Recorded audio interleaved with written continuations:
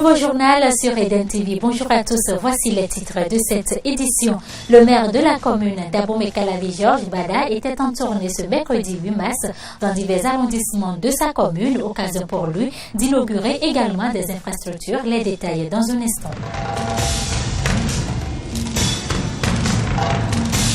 Hors du Bénin, un cyclone a frappé Madagascar à la mi-journée de ce mardi avec des vents d'une extrême violence atteignant plus de 290 km par heure. Au moins 5 personnes en sont mortes et plus de 12 000 sinistrés. Les supporters de PSG n'en reviennent toujours pas. L'équipe a été battue de 6-1 par Barcelone. Le PSG est donc éliminé.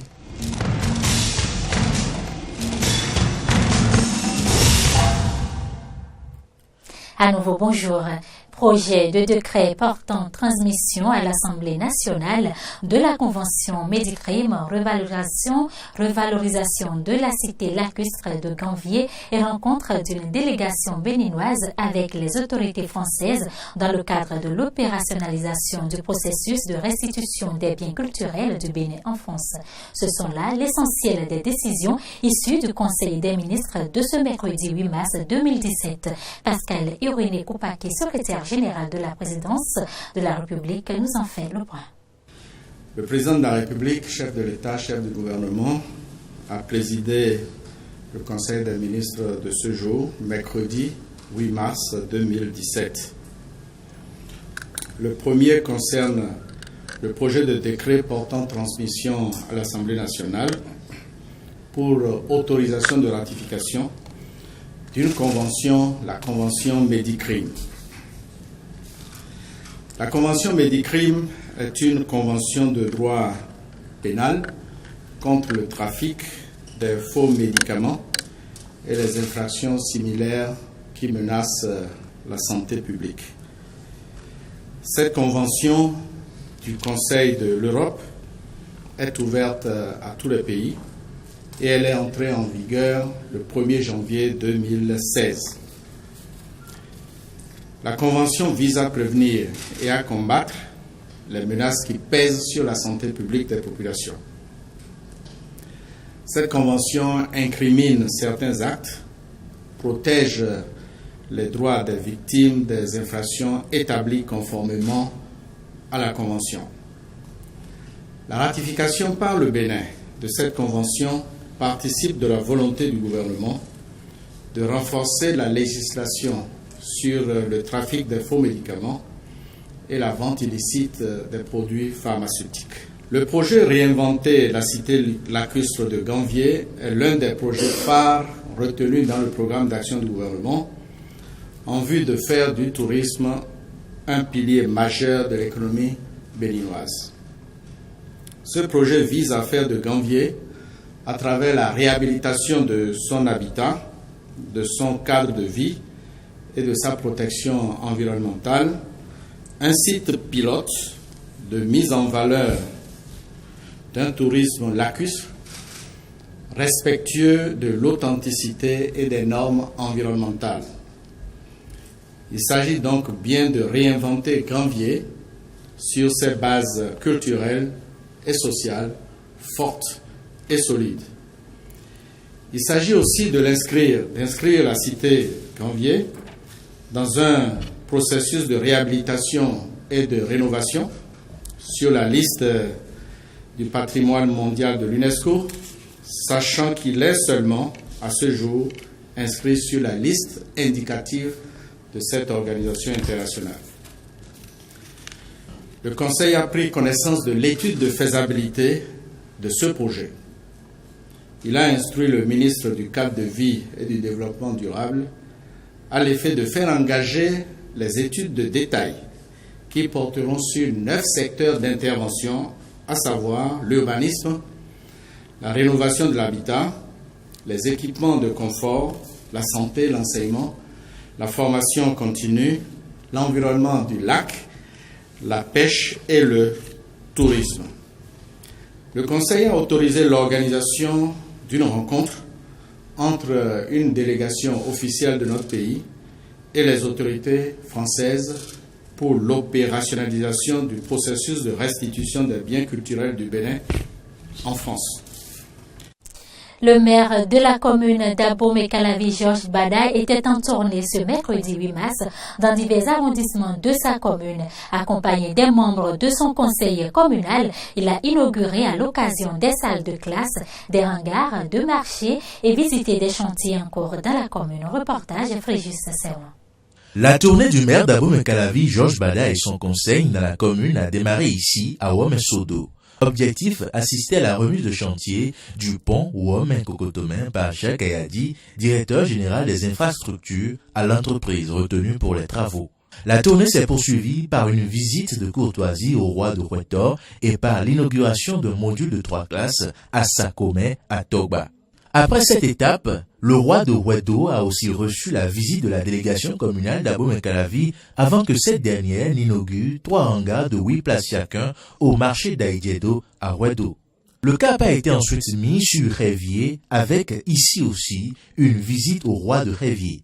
La délégation a par ailleurs effectué une descente sur le site d'entreposailles des ordures de Révier et au seul CEG de l'arrondissement avant l'inauguration d'un module de 3 salles de classe au complexe scolaire de Rouemé. La tournée du maire Georges Bada s'est achevée par une escale sur le site de construction du pont de Révier pour encourager les différents acteurs engagés dans les travaux qui, par la voix de Jean Dossoumon, ont promis rendre le pont fin mai.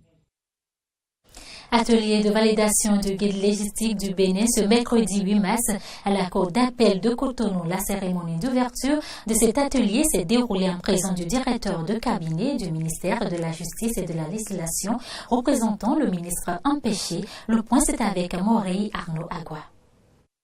C'est dans cette salle de conférence du Centre de documentation et d'information juridique de la Cour d'appel de Cotonou que s'est déroulé ce 8 mars l'atelier de validation du guide légistique du Bénin, un outil dont l'importance a été rappelée par le directeur adjoint de la législation, de la codification et des sceaux dans son discours de bienvenue. Le diagnostic fait a révélé qu'il fallait, pour l'ensemble des acteurs intervenant dans le processus de production des actes normatifs, un outil d'aide, un outil de référence qui permet à chacun des acteurs de sa position de se situer dans l'architecture institutionnelle de notre pays, mais également de situer son rôle dans le travail de production.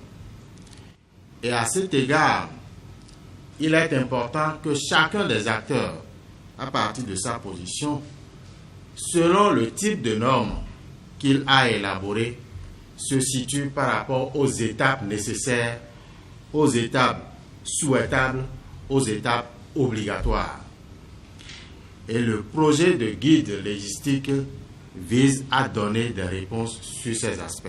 La quasi-totalité des acteurs en matière de production de normes au Bénin était à cet atelier qui a permis d'examiner et de valider le guide légistique du Bénin. Le directeur du cabinet du ministère de la Justice et de la Législation a rappelé la vocation du dit guide à l'ouverture de cet atelier de validation. Le guide a vocation à décrire les procédures et démarches à suivre en matière de rédaction des traités et accords internationaux, des lois, des règlements, des décrets, des arrêtés, à rassembler et à décrire les règles de présentation formelle de chaque type de texte, à rassembler et à décrire les procédures et démarches à suivre en matière de diffusion des actes normatifs.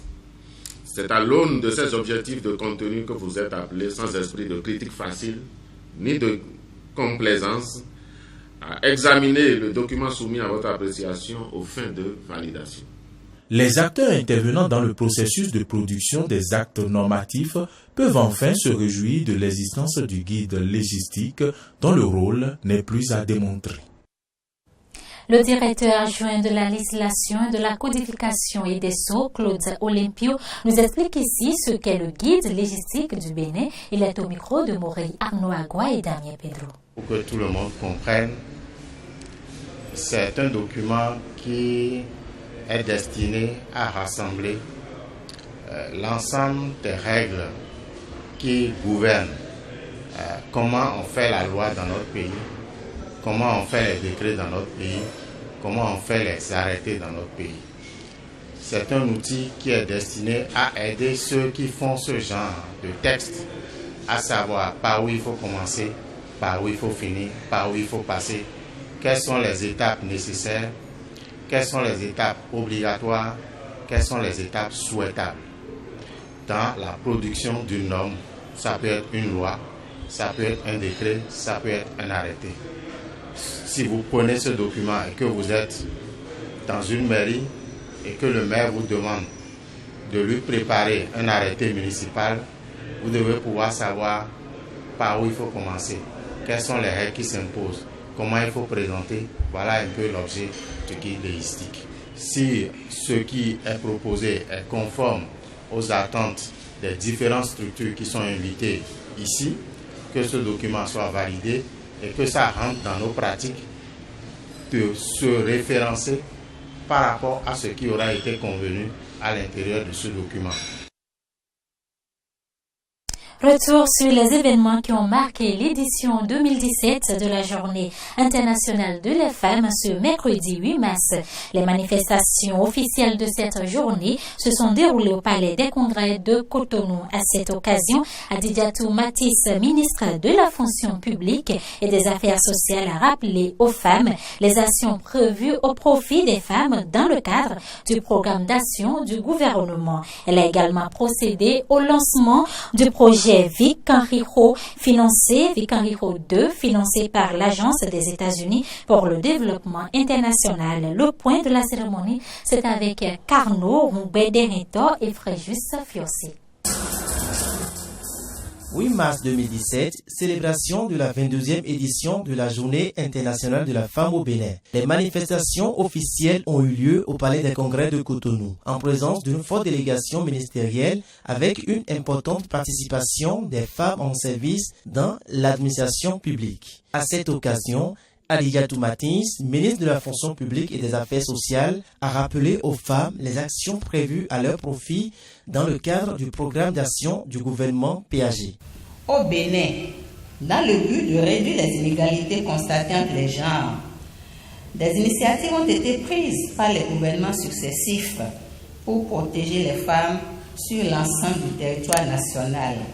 Chères sœurs, soucieux donc de la prise en compte des recommandations de la communauté internationale, le gouvernement a retenu au plan national le thème autonomisation socio-économique de la femme, un pas vers le développement du Bénin, pour indiquer clairement le rôle capital que devons jouer, nous les femmes béninoises, dans l'essor économique de notre pays. En ce jour spécial pour les femmes, je voudrais vous annoncer que le gouvernement du président Patrice Talon a décidé de la relance de l'octroi des microcrédits aux plus pauvres. En conséquence, je vous exhorte, mes chères sœurs, à vous appliquer au remboursement des crédits qui vous seront octroyés aux fins de favoriser la pérennisation du programme. La ministre a ensuite procédé au lancement du projet Vic Enrico 2, financé par l'Agence des États-Unis pour le développement international USAID, dont l'objectif est d'améliorer les compétences en lecture des filles à l'école dans un environnement sécurisé par la réduction des violences basées sur le genre. Et je voudrais souhaiter à toutes les femmes du monde et du Bénin en particulier une très belle fête et leur exprimer toute mon admiration pour leur contribution significative à la vie et à la survie de l'humanité. Permettez-moi de rappeler ici que la situation de la femme et de la fille demeure encore peu réjouissante au Bénin. Je voudrais me réjouir des appuis spécifiques du peuple américain à travers USAID pour contribuer significativement à la promotion de la femme et à la réduction des violences basées sur le genre faites aux femmes et aux filles au Bénin. Au cours de la cérémonie, plusieurs personnalités et autorités se sont succédées au pupitre, félicitant les femmes et les rassurant de leur soutien à leur cause. La manifestation a été marquée par des prestations artistiques de grande qualité.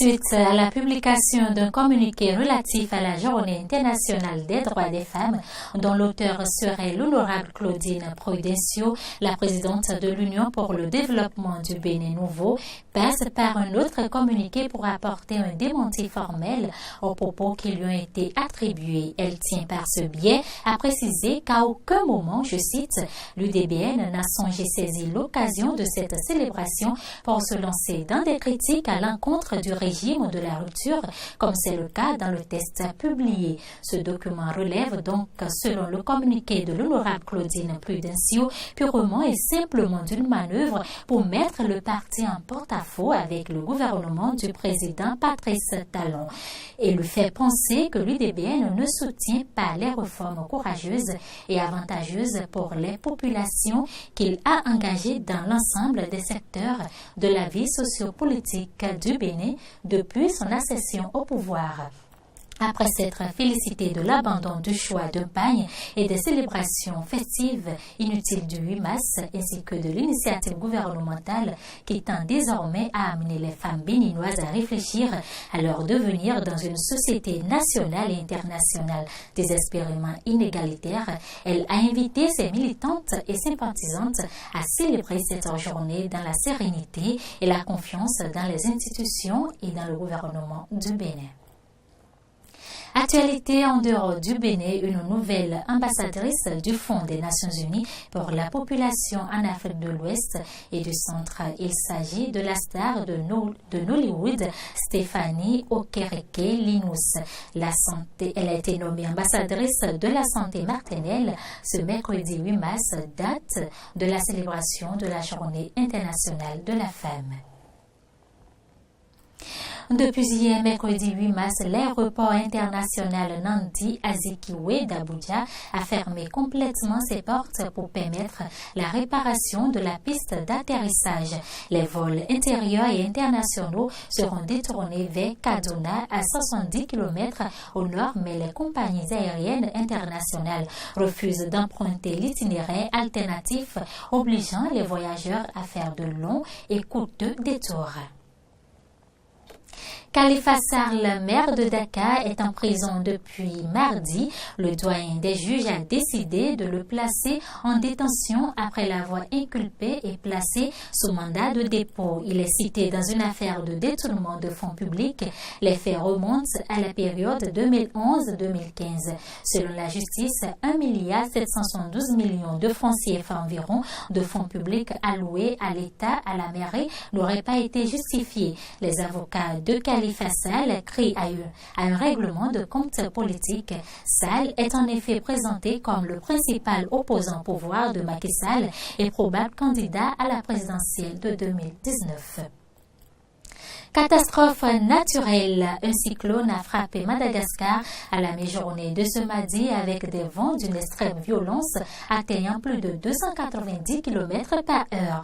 Au moins 5 personnes sont mortes et plus de 12 000 sinistrés à Madagascar après le passage du cyclone Enawa, selon un nouveau bilan communiqué par le Bureau national de gestion des catastrophes dans la nuit de mercredi à jeudi. L'artiste sud-africaine Esther Malangou a popularisé à travers le monde son art traditionnel Ndembele. Malgré ses 81 ans, elle n'hésite pas à transmettre ses talents aux jeunes générations. Reportage. Ces tableaux ont fait d'elle une star internationale. La longue carrière d'Esther Malangou a démarré alors qu'elle n'avait que 10 ans. Chez les femmes de l'ethnie Ndembele, le talent pour la peinture se transmet de mère en fille. À 81 ans, après avoir parcouru le monde entier, elle est rentrée en Afrique du Sud, son pays natal, sans pour autant penser à la retraite. Depuis mon retour, je vais partout pour inciter les parents à m'envoyer leurs enfants, afin que je leur apprenne à peindre. Beaucoup sont très enthousiastes. Ils viennent l'après-midi, après l'école. Et maintenant, certains sont devenus vraiment bons.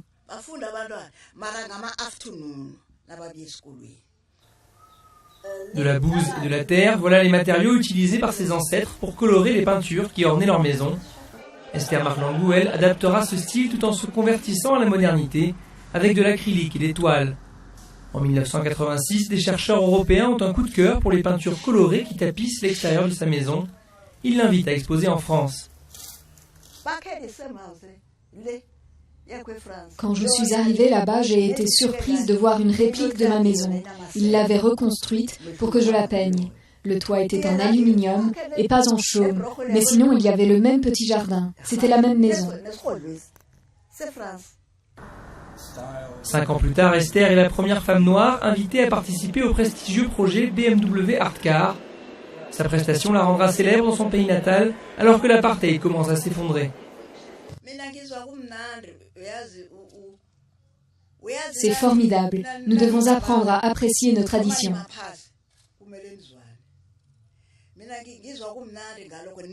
Ce que je n'aime pas, c'est que l'on exploite notre culture.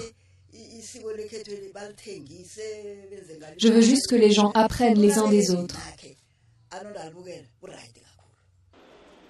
Esther Marlangou reste l'une des chefs de file de la promotion de l'art africain. Récemment, elle a adapté des esquisses dessinées par Nelson Mandela, toujours dans son style inégalable.